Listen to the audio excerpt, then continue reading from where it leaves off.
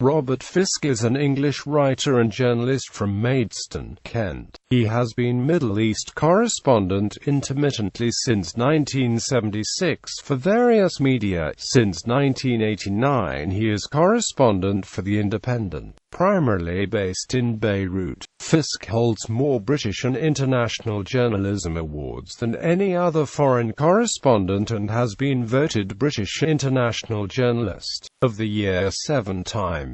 He has published a number of books and reported on several wars and armed conflicts. An Arabic speaker, he is one of a few Western journalists to have interviewed Osama bin Laden, which he did on 3 occasions between 1993 and 1997.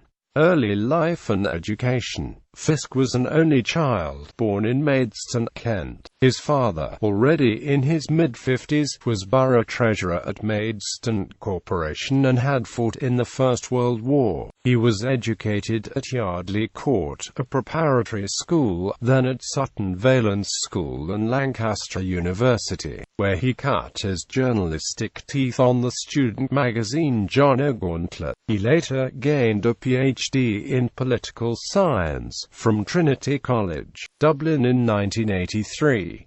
The title of his doctoral thesis was A Condition of Limited Warfare, Areas Neutrality and the Relationship Between Dublin, Belfast and London, 1939 to 1945. Career: newspaper correspondent. Fisk worked on the Sunday Express diary column before a disagreement with the editor, John Junior, prompted a move to the Times. From 1972 to 75, the height of the Troubles, Fisk served as Belfast correspondent for the Times, before becoming its correspondent in Portugal covering the aftermath of the Carnation Revolution. He then was appointed Middle East correspondent, when a story of his was spiked after Rupert Murdoch's takeover. He moved to The Independent in April 1989. The New York Times once described Beirut.Fisk as probably the most famous foreign correspondent in Britain. He reported the Northern Ireland Troubles in the 1970s, the Portuguese Revolution in 1974, the Lebanese Civil War, the Iranian Revolution in 1979, the Soviet War in Afghanistan, the Iran-Iraq War, the Gulf War, the Bosnian War, the Algerian Civil War, the Kosovo War, the 2001 international intervention in Afghanistan, the invasion of Iraq in 2003, the Arab Spring in 2011 and the ongoing Syrian civil war. War reporting. Fisk has lived in Beirut since 1976, remaining throughout the Lebanese Civil War. He was one of the first journalists to visit the scene of the Sabra and Shatila massacre in Lebanon, as well as the Syrian Hama massacre. His book on the Lebanese conflict, Pity the Nation, was first published in 1990. Fisk also reported on the Arab-Israeli conflict, the Bosnian War, the Kosovo War, the Algerian Civil War, among other conflicts. During the Iran-Iraq War, he suffered partial but permanent hearing loss as a result of being close to Iraqi heavy artillery in the Shat al-Arab when covering the early stages of the conflict. After the United States and Allies launched their intervention in Afghanistan, Fisk was for a time transferred to Pakistan to provide coverage of that conflict. While reporting from there, he was attacked and beaten by a group of Afghan refugees fleeing heavy bombing by the United States Air Force. He was ultimately rescued from this attack by another Afghan refugee. In his graphic account of his own beating, Fisk absolved the attackers of responsibility and pointed out that their brutality was entirely the product of others,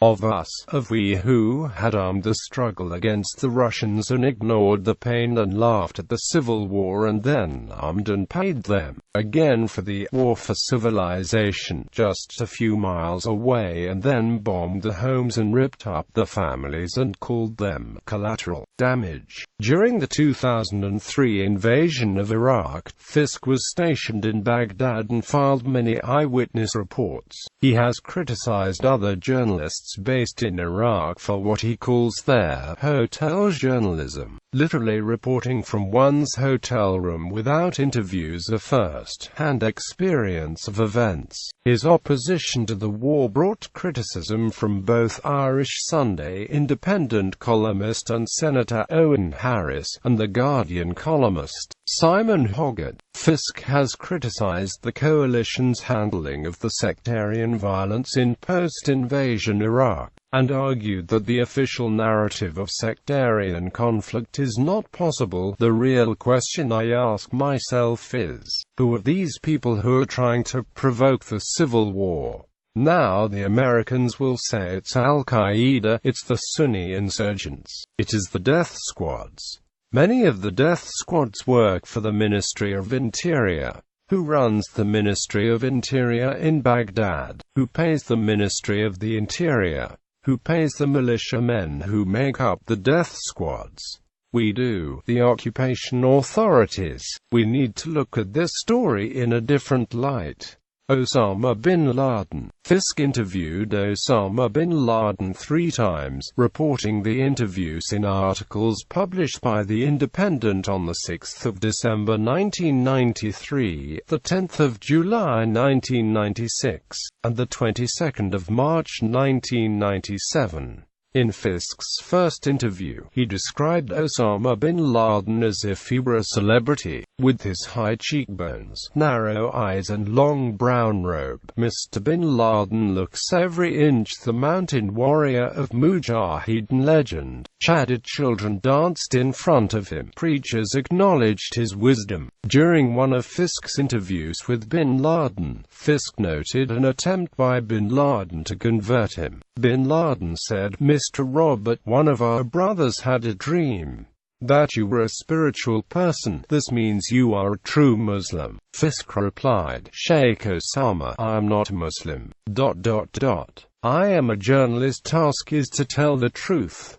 Bin Laden replied, "If you tell the truth, that means you are a good Muslim." During the 1996 interview, bin Laden accused the Saudi royal family of corruption. During the final interview in 1997, bin Laden said he saw God's help to turn America into a shadow of itself. Fisk strongly condemned the September 11th attacks, describing them as a hideous crime against humanity. He also denounced the Bush administration's response to the attacks, arguing that a score of nations were being identified and positioned as haters of democracy or kernels of evil, and urged a more honest debate on U.S. policy in the Middle East. He argued that such a debate had hitherto been avoided because, of course, to look too closely at the Middle East would raise disturbing questions about the region, about our Western policies in those tragic lands, and about America's relationship with Israel.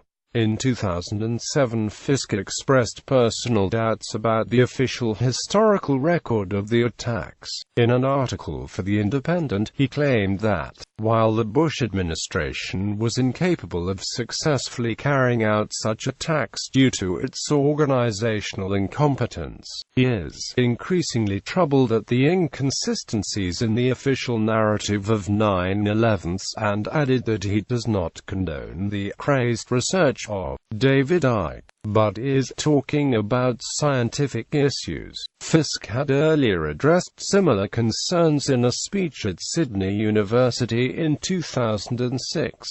During the speech, Fisk said, "Partly I think because of the culture of secrecy of the White House. Never have we had a White House so secret as this one. Partly because of this culture, I think suspicions are growing in the United States, not just among Berkeley guys with flowers in the hair. But there are a lot of things we don't know, a lot of things we're not going to be told. Perhaps the plane was hit by a missile. We still don't know." Recently published compilation of Osama bin Laden's writings reveals how frequently he is inclined to cite Western writers, Western diplomats and Western thinkers. At one point he even advises the White House to read Beirut.Fisk, rather than, as one might have supposed, the Quran. Views. Fisk has described himself as a pacifist and has never voted. He has said that journalism must challenge authority, all authority, especially slow when governments and politicians take us to war. Quote, he has quoted with approval Israeli journalist Amira Hass, "There is a misconception that journalists can be objective.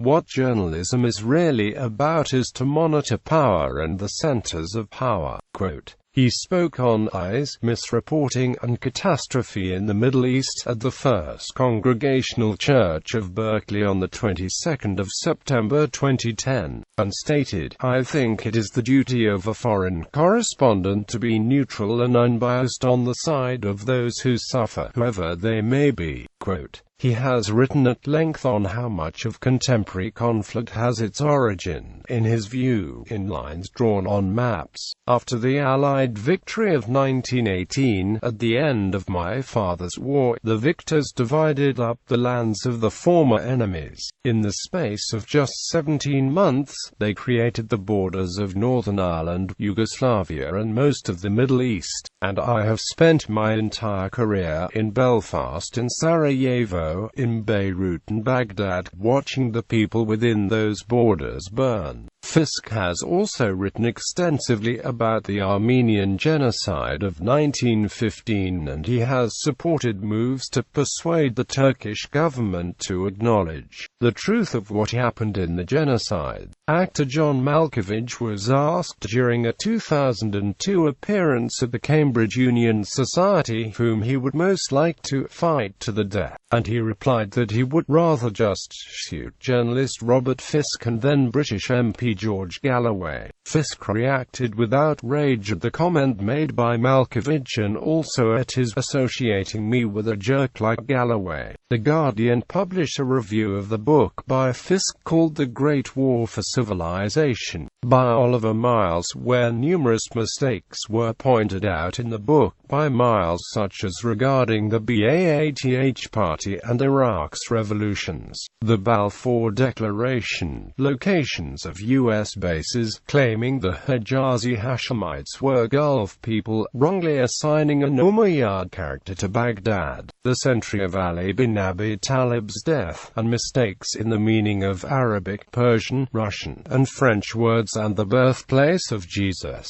Personal life. He married American journalist Laura Marlowe in 1994. They divorced in 2006.